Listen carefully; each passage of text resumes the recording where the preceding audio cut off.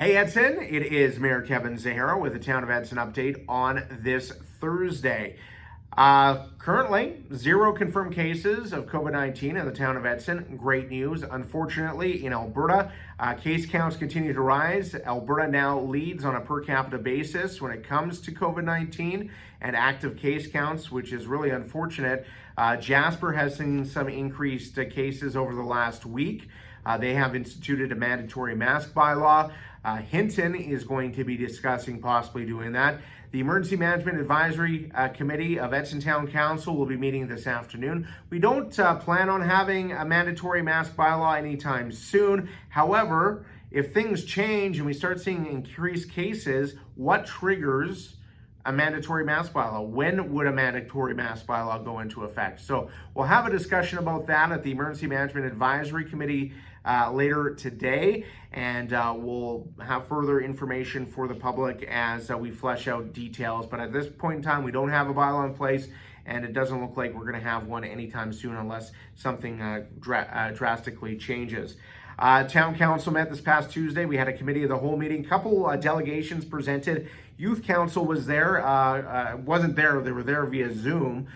Youth Councilors Maggie Wolfing and Robert Provincial did a fantastic job presenting on a plastic bag fee. Now, the Youth Council has been very involved in environmental issues over the last couple of years. Are very passionate about that, and they've been researching a plastic bag ban. They presented to Town Council last year on that. There's been some media coverage on that and information on social media, and they've done some further research, and what they found is that a fee might be more effective. So they're encouraging Town Council to institute a fee of 25 cents per plastic bag to discourage use within the Town of Edson. A number of stores have already implemented similar fees or have discontinued the use of plastic bags. So they're encouraging us to do that. Council heard the presentation and has asked administration to draft a bylaw, but that bylaw won't go into effect for a while if it does pass. So we'll have further information on that and what that looks like. The money collected would go back into, or they're suggesting that would go back into recycling programs, in particular plastic, which is very, very expensive to recycle because there's just no market for it. And of course, you don't want that stuff going into your landfill. So you can anticipate more information on that as council deliberates and debates that issue. Once again, I want to thank the Youth Council for their passion on this issue and for all their hard work and research around it.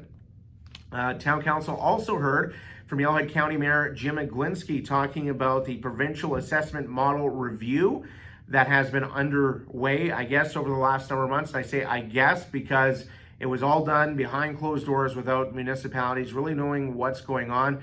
There was a representative from AUMA and RMA at the table, but they were put under a gag order and they were not allowed to talk about it. Mostly it was around oil and gas companies. What you've probably seen some stuff on social media about this and from the county. It's going to have a huge impact. Basically, what they're doing is changing or proposing a change in which assets such as transmission lines, pipelines would depreciate in value and would not be able to be taxed as they are currently. That would lead to a $14 million shortfall for Yellowhead County. Huge amount of money, and that translates to about a 350% tax increase for Yellowhead County residential ratepayers. For the Town of Edson, because we don't have that much assessment because of the size of our community, the actual direct impact would be about $90,000 or a 1.7% mill rate increase for residential taxpayers. Still not good news, but there's a much bigger impact here. And this is going on across the province. Municipalities, rural municipalities have been very upset about this. So to give you a perspective, $14 million for Yellowhead County is more than what the Town of Edson collects in taxes per year for the municipality. So that's a huge impact.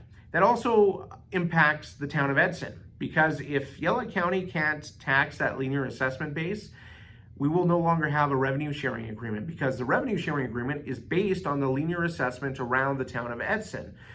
So currently we're getting between $4 and $5 million If the town of Edson or the Yellowhead County can't tax that, they can't give us that money. And then we can't put that money into the infrastructure in our community, which we've been doing over the last number of years.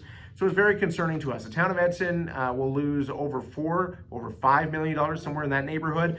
And that's going to have a huge impact to capital planning, projects, operations. We cost share with Yellowhead County. We have a huge relationship with the county. We work well together, cost sharing things from the airport to recycling to leisure center, community services, FCSS. So there's going to be ripple effects in the community if this goes forward. And there has been very little transparency in this process. And it came out just a few weeks ago. They've only given municipalities until September 1st to respond. So Yellowhead County is asking their residents to write their MLA. I am asking you to write our MLA. Yellowhead County has asked the town of Edson for their support on this. Council was unanimous in saying this is not right, and we are going to support Yellowhead County in fighting against this, because this is going to have huge tax implications to residents throughout Alberta, or it's going to have huge service reductions in municipalities right across Alberta. And the provincial government can't talk or give information on how this is impacting school taxes and the Evergreens Foundation and seniors requisitions across this province.